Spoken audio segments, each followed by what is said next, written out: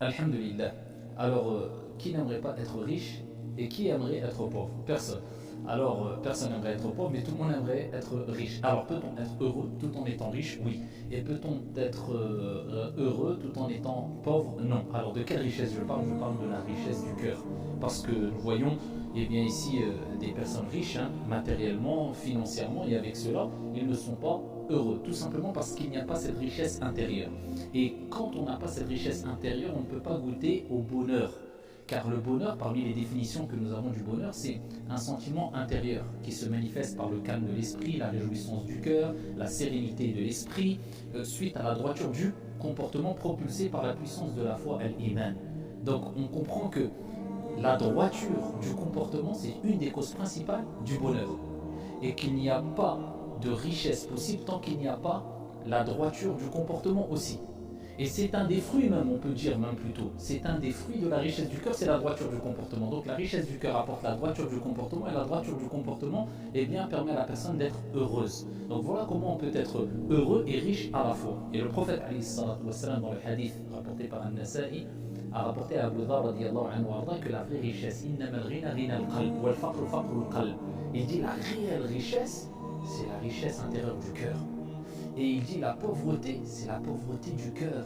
Et il rappelle à Abu Dhar que celui qui est riche dans son fort intérieur au niveau du cœur, qui a la richesse du cœur, eh bien tout ce qu'il amassera ne pourra le nuire en rien du tout. C'est-à-dire qu'à partir du moment où tu as la richesse intérieure du cœur, c'est-à-dire que tu te satisfais du peu que tu apprécies les choses, tu n'es pas jaloux, tu n'as pas de haine, tu n'espères pas avoir ce que ton collègue ou ton frère eh bien, a, c'est-à-dire que alhamdoulilah, tu es satisfait de ce que tu as et tu regardes toujours ceux qui sont dans une situation plus critique que la tienne, eh bien tu es poussé à toujours être reconnaissant vis-à-vis des bienfaits de Dieu sur toi, eh bien celui-là, même si eh bien, il amasse des richesses d'ici-bas, de l'argent, etc., ça ne le nuira en rien du tout. Contrairement à celui qui est pauvre du cœur, eh bien ce qu'il va amasser ici-bas ne le rendra pas riche, parce qu'il sera riche ici peut-être matériellement, mais pauvre du cœur, il vivra toujours malheureux. Et la vraie richesse, c'est la richesse qui te rend heureux.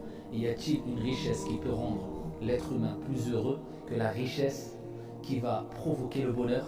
Et il n'est pas possible d'acquérir ou d'atteindre le bonheur sans avoir cette richesse qui est la richesse du cœur. Ce n'est pas possible avec l'argent simplement. Et quand tu as atteint ce degré de bonheur, ce degré de richesse intérieure, à ce moment-là, tu peux aller à la recherche de la richesse matérielle et cela te nuira en rien, bien au contraire, cela te sera bénéfique et tu pourras faire profiter les gens autour de toi à travers cette richesse matérielle et tu es même quelque part prédisposé eh bien, ici à avoir cette richesse matérielle. Eh bien, tu ne baisseras pas les bras, tu iras toujours de l'avant, tu te contenteras de ce que tu as et le peu d'argent que tu auras, eh bien, tu le verras comme une grande richesse matérielle. Et c'est ce qui manque beaucoup à l'être humain aujourd'hui. Donc n'oublie pas, la vraie richesse, c'est la richesse intérieure du cœur, en purifiant ton cœur de tout ce qui est détesté par les gens de façon générale, comme j'avais dit précédemment, la haine de l'autre, la jalousie de l'autre, toujours vouloir avoir ce que l'autre a, etc.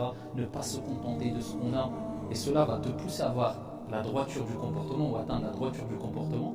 Et la droiture du comportement te mènera vers le bonheur. Et ainsi, tu pourras être riche et heureux. Qu'Allah tabaraka wa ta'ala nous enrichisse intérieurement et extérieurement aussi. Et qu'Allah nous permet de vivre toutes et tous heureux et heureuses ici-bas, ainsi que dans le-delà. Wallahu a'lam.